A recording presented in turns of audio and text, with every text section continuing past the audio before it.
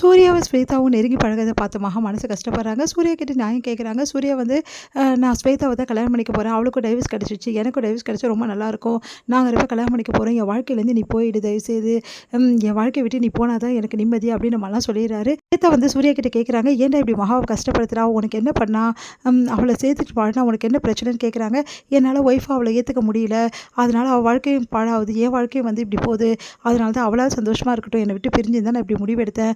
அதனால தான் அவகிட்ட இவ்வளோ கோவமா நான் பேசுகிறேன் அப்படின்ற மாதிரி சொல்கிறாரு. அதை கேட்டு வந்து ஸ்வேதா வந்து ஏன்டா இப்படி பண்ணுற சொல்லிட்டு இருக்காங்க. இதுக்கு எல்லாத்தையும் மகா கேட்டுறாங்க. மகா மனசு கஷ்டப்படுறாங்க. அப்போ ஸ்வேதாக்கும் இவருக்கும் உள்ள வந்து உறவு வந்து ஃப்ரெண்ட்ஷிப் தானா, வேறு எதுவுமே இல்லையா?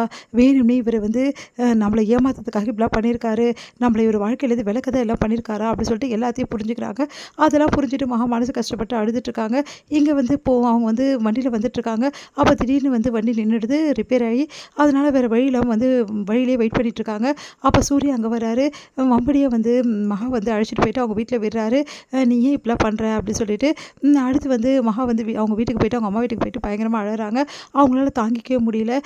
ஏம்மா அழற அப்படின்னோடனே இந்த மாதிரி நடந்த விஷயத்த எல்லாத்தையுமே வந்து சொல்கிறாங்க. அதை கேட்டு எல்லாருமே அதிர்ச்சிடுங்க. பிரபா வந்து மாமா கிட்ட நியாயம் கேட்குறேன் அப்படின்றாரு. அதை கேட்டு வந்து நீ அதெல்லாம் கேட்கக்கூடாது புரியுதா, இது புருஷன் பொண்டாட்டி விஷயம் பார்த்துக்கலாம் அப்படின்னு சொல்லிட்டு அவங்க அம்மாலாம் சொல்கிறாங்க. இப்போ என்னம்மா பண்ண போகிற, உன்னை எப்படியாவது வாழ்க்கையை விட்டு வெளியேற்றணும்னு சொல்லிட்டு தான் இதெல்லாம் பண்ணிகிட்ருக்காரு அவர்.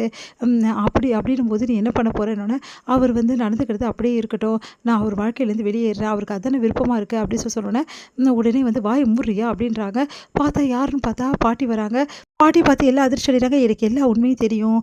இவ என்கிட்ட அவங்க ஃப்ரெண்டுக்குன்னு பேசும்போதே நான் எல்லாத்தையும் கண்டுபிடிச்சிட்டேன். அதனால தான் வந்தேன். இங்கே பாரு மகா, உன் புருஷன் இந்த ஜென்மத்தில் சூர்யா தான். சூர்யா விட்டு நீயும் விளக்க முடியாது, அவன் உன்னை விட்டு விளக்க முடியாது. இல்லை பாட்டி, அவர் என்னை விட்டுட்டு வேற ஒரு பொண்ணை எதுக்காக அவன் வந்து அப்படிலாம் நடிக்கிறான்? நீ இந்த அவனை விட்டு போகணுன்னு தான் நடிக்கிறான். அவர் என்னை விரும்பலை. அவர் மனசில் நான் இல்லை. உனக்கு தெரியுமா அவன் மனசில் நீ இல்லைன்னு சொல்லிட்டு நான் சொல்கிறேன். அவன் மனசு ஃபுல்லாக நீ தான் இருக்க. ஆனால் அதை அவனால் வெளிப்படுத்த முடியாமல் இருக்கான். ஏன் அவனே புரிஞ்சுக்காமல் இருக்கான். இல்லை பாட்டி, இதெல்லாம் உண்மை கிடையாது. எப்படி உண்மை இல்லைன்னு சொல்வேன்? இது வரைக்கும் யார்கிட்டயாவது உன்னை விட்டு கொடுத்துருக்கானா? இல்லை. எப்பாவது வந்து வீட்டில் வந்து உன்னோட கௌரவத்தை காப்பாற்றாமல் இருந்திருக்கானா? இல்லை. சரி, உங்கள் அம்மா வீட்டுக்கு வந்து உதவி செய்யாமல் இருந்திருக்கானா? அதுவும் கிடையாது. அப்புறம் அவர் தங்கமானவர் பாட்டி, இவ்வளவும் பண்ணுறவன் தங்கமானவர்னு சொல்கிற, அவன் எப்படிமா உன் மேலே பாசம் வைக்காமல் இருப்பான்? ஒரு பொண்ணு மேலே பாசம் வைக்காமல் இருந்தான்னா அவன் இதெல்லாம் செய்ய வேண்டிய அவசியம் இல்லையே. இப்போ கூட உன்னை உங்கள் வீட்டுக்கு வந்து பத்திரமா விட்டுட்டு போயிருக்கான். அப்படின்னா என்ன அர்த்தம்? நீ எப்போவும் சந்தோஷமாக இருக்கணும்னு அவன் நினைக்கிறான். அதுக்காக தான் உன்னை விட்டு விலகணும்னு நினைக்கிறான். இதை நீ புரிஞ்சுக்கணும். அப்போது நான் எப்படி பாட்டி பண்ணுறது? ஒன்றும் சிம்பிள் தான். அவன் எப்படி வந்து இந்த மாதிரி பண்ணுறானோ, வேற ஒரு பொண்ணு கூட பழகி ஒன்று வெறுப்பேற்றுறானோ, அதே மாதிரி நீயும் வேறு வேறு ஒரு ஆம்பளை கூட பழகி வெறுப்பேற்றணும்.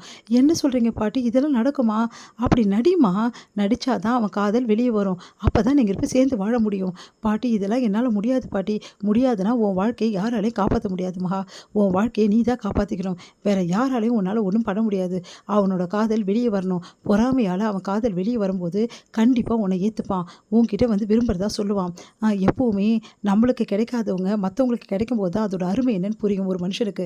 அதை தான் சூர்யாக்கும் புரியுதா அப்படின்னோடனே, பாட்டி எப்படி பாட்டி அப்படிலாம் நான் பண்ண முடியும்? பண்ணி தான் ஆகணும். நீ நடிக்க தான் போகிற, நீ நிஜமால வந்து அப்படி இருக்க போகிற அப்படின்னோடனே, சரிங்க பாட்டி, உங்களுக்காக நான் பண்ணுறேன், எனக்காக பண்ணாத, உன் வாழ்க்கைக்காக நீ பண்ணு அப்படின்னோடனே, இதெல்லாம் சரி வருமான்னு கோட்டீஸ்வரி சொல்கிறாங்க. அதெல்லாம் சரி வரும், பார்த்துக்கலாம் விடுங்க. நடிக்கிறதுக்கு மட்டும் ஒரு ஆள் வேணும்.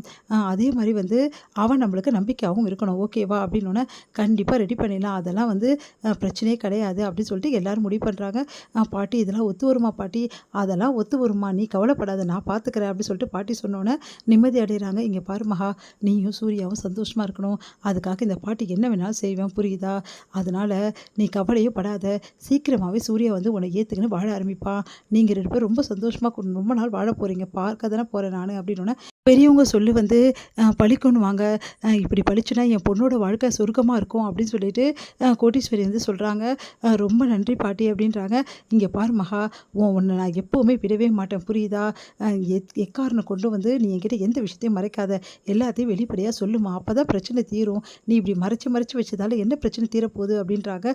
சரிங்க பாட்டி, இதுக்கப்புறம் என்ன நடந்தாலும் நான் சொல்கிறேன் அப்படின்னோடனே, இப்போவே நம்ம நாடகத்தை ஆரம்பிக்கிறதுக்கான வழி எல்லாமே பார்க்கணும் ஓகேவான்றாங்க. சரின்றாங்க. எல்லாரும் முடியுது.